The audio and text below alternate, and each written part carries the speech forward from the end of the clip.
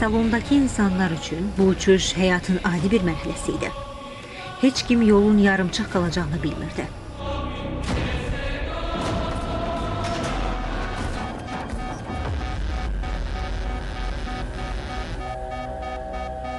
Bu faciəli hadisə bir il sonra əməkdar artist Dilarə Əliyevanın layihə rəhbəri olduğu Səma Qurbanları adlı qısa metrajlı filmdə ekranlaşdırılıb.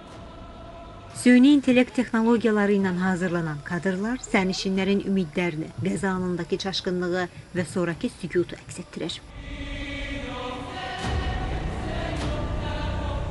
Azərbaycan hava yollarına məxsus sərnişin təyyarəsinin ilkin olaraq Qrozniyə enişi planlaşdırılsa da, pis hava şəraiti uçuşun istiqamətini dəyişib.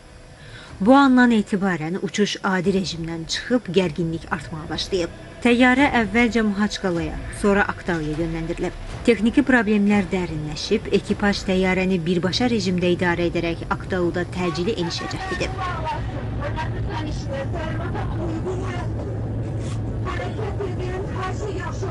Bu artıq son ümid olub.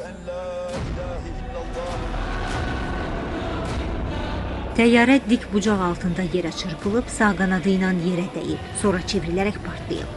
Zərbə nəticəsində iki hissəyə bölünüb, ərazidə yanğın başlayıb.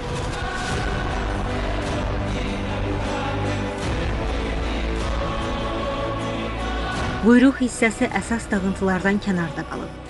Qəza zamanı 67 nəfərdən 38-i həlak olub. Bu da son 62 sərnişin və 5 ekipaj üzvü. Filmin rejissoru Sarvan Hüseyin hadisəni bədii dildə təqdim edərək tamaşaçıya təkcə bir aviasiya qəzasını deyil, yarımçıq qalan arzuları və cavabsız sualları hiss etdirməyi məqsəd qoyub. Ayrılıq xəbəri hamımızı göz yaşına boğacaqdı.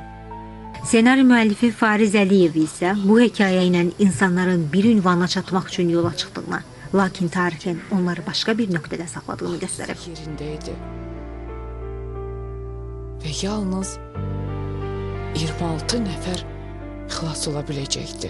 Arzu Yusif, Elvin Cəfərov, Mədəniyyət xəbərləri. Səma Qurbanları. Sizi heç vaxt